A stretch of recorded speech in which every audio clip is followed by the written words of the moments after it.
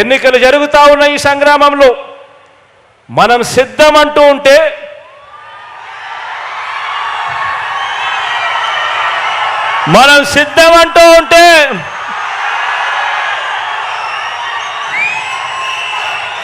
మరో వంక బాబు భార్య మా ఆయన సిద్ధంగా లేడు అంటోంది.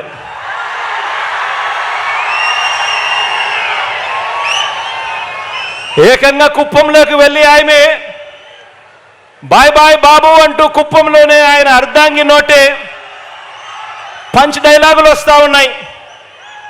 మరి ఇలాంటి ఈ బాబును ఎవరు సమర్థిస్తూ ఉన్నారు అని అంటే ఆంధ్ర రాష్ట్రంలో ఉన్న ప్రజలు సమర్థించడం లేదు, చివరికి కుప్పంలో ఉన్న ప్రజలు కూడా సమర్థించని పరిస్థితి.